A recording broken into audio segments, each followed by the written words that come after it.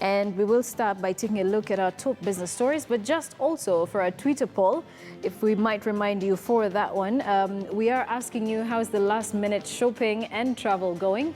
You might want to tell us about that here on Business Today. You can use the hashtag Business Today or at Joy Doreen Bira and at KTN News. We'd like to hear from you. Tell us about how you are doing when it comes to that last-minute shopping and travel, wherever it is that you're watching us from.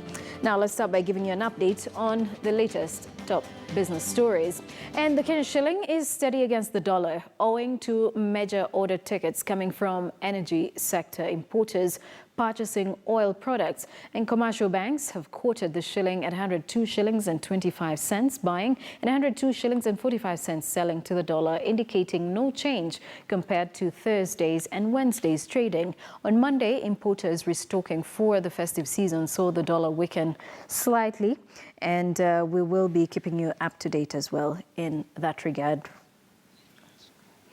And looking at the business trends for the year 2016, there are three major aspects that one can actually attribute to development or pro-development for 2016. And I would now like to take a look at those key highlights and let you know before we can cross over to Maurice Odor, who is at our City Center studio. So the first one happens to be agribusiness.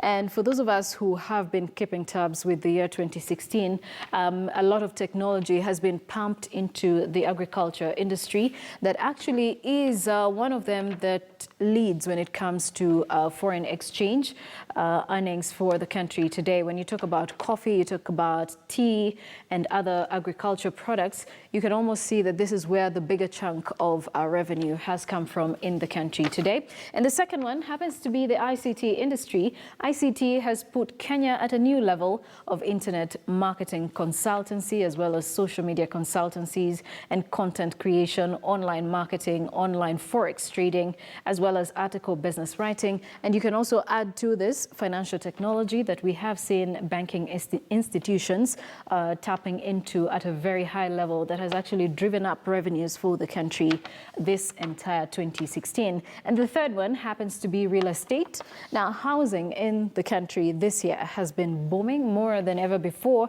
Though media, it might have stagnated a little bit, the prices of apartments have strengthened and supply has dramatically increased opportunities for housing that have shot up as well. Those of you who have been following the housing index, you must have realized that this is quite something that has driven revenue up more this 2016. Now, away from that, let's take a look at what else is making news in business. And the Pharmaceutical Association of Kenya is calling on the president to personally intervene to end the doctors' strike. Led by its president, Dr. Paul Moniki, the society says they will stop supplying pharmaceutical products if the strike is not resolved by the 3rd of January 2017. Moniki has accused the president and his government of being insensitive to the plight of doctors and Kenyans suffering as a result of the doctors' strike. Let's listen in to his remarks. There should be procedures on recruitment, promotion, transfer, resignation, and termination. There should be policies on training, internship, career development, research, better working conditions for doctors in the public sector, including namely having facilities that are well equipped with drugs and medical supplies, housing, transport, security for doctors, call room, enough support staff, work within hours mandated by law, and compensation for overtime, staff housing, and assured transport security for doctors on call. All those are things to ensure these health workers, the doctors, when you put them there, that they have the necessary capacity, including commodities and support staff, to be able to perform their functions, including equipment. There should be employee benefits, health insurance, retirement benefit, mortgage, car loan. What we are saying is that the president of this country so far has not said anything significant about this strike. In my own opinion, I think the people who are advising the president, they are misleading him. They are telling him that things are okay, that the patients maybe who are always seen in Kenyatta National Hospital, all the other public facilities, sharing beds, very sick, being attended to doctors when they are at work, that those patients, they are most probably at home enjoying nyama choma, enjoying drinks, and that everything is okay. In my own opinion, that is misleading the head of state. And if the head of state should consult even people like us, we give them the reality of what is happening. People are dying at home. People are dying in large numbers. Mothers who are supposed to deliver in hospitals, they are delivering at home. And if any complaint which arise, which sometimes 60% arise, the only people who are allowed to do cesarean surgery to actually help those mothers and save them from the death are the doctors who are on strike. There are people who are out there and they are supposed to go to the hospitals to pick their drugs for TB, to pick their drugs for HIV, after even other tests. Today, the people who are supposed to be consuming anti-TB drugs, they are not getting that supply.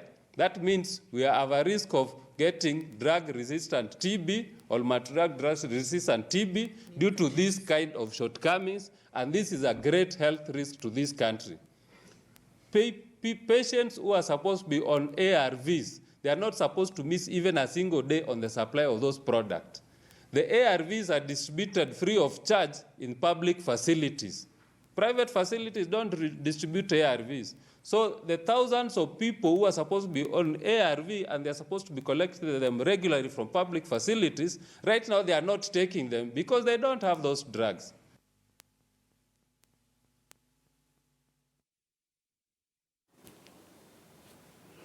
All right, and that is in regard to the doctors' strike. Quite a dire situation there in terms of health, but also it is affecting the livelihoods of many, knowing that people do not have direct access to medical doctors in the public hospitals. But now, keeping it with the festive season, would now like to cross over to our Coast Region reporter, Francis Mtalaki, who is right on standby. Francis, good afternoon, and thank you so much for joining us.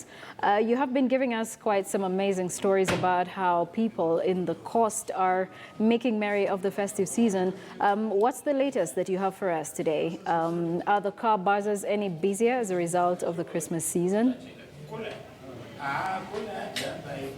Well, Joy, business is booming here down at the coast, and from the tourism sector, we understand that as you move around the city of Mombasa, you can easily spot most of the tourists and persons from upcountry who are flocking here at the coast of Mombasa. I also had a chance to visit at the port of some of the beaches, and you can clearly tell really how Kenyans are now enjoying their time and relaxing during this festive season. Also, to some restaurants here, they are fully packed. Most of the Swahili foods, and for most of the businessmen here are now reaping from the festive season. Joy. All right. You said you spoke to some of the people at the car bazaars. Have they increased sales as a result of Christmas, or you think they're looking at a different story as opposed to what the tourism players are talking about?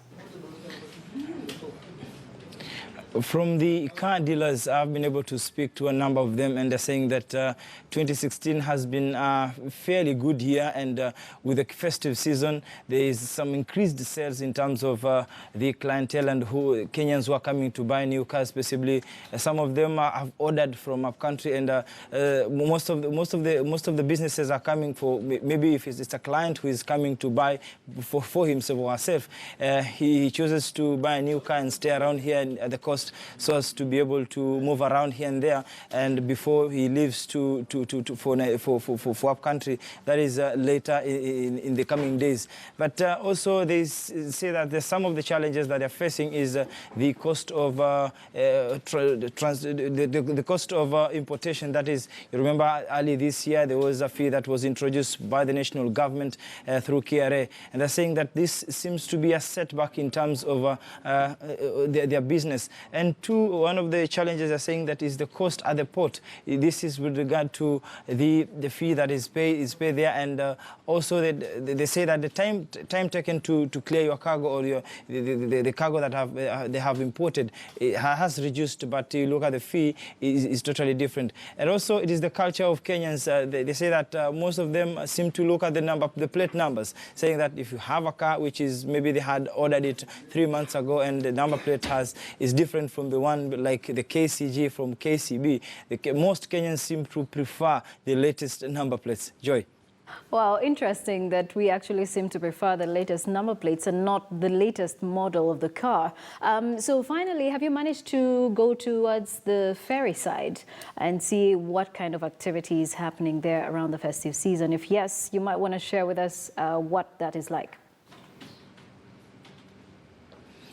Well, at the ferry services, there seems to be an improvement in terms of the Kenya ferry services, but a lot needs to be done with regard to the number of persons who are crossing from using the Likoni channel. One is with regard to the traffic that is usually witnessed during the early mornings and late in the evening. Two, this is with regard to the Kenyans who are still working at this moment, and they usually cross over to the north coast. So in the early mornings, you'll be able to see that most of the traffic is flowing from the Likoni side coming to the city of Mombasa. But late in the evening, that's where the problem is, because most of the tourists now will also want to, who had visited maybe during the day, were here in town and would also want to visit the Kwale County, which there's a lot there that we can find in terms of tourists and relaxing for that matter. So that is a serious challenge, but we understand that the Kenya ferry services are trying to manage with regard to the 4 ferries that are available. But during the day, you notice that the number of ferries that are operating is less as opposed to in the evening. Joy. Well, thank you so much, Francis. We appreciate the update.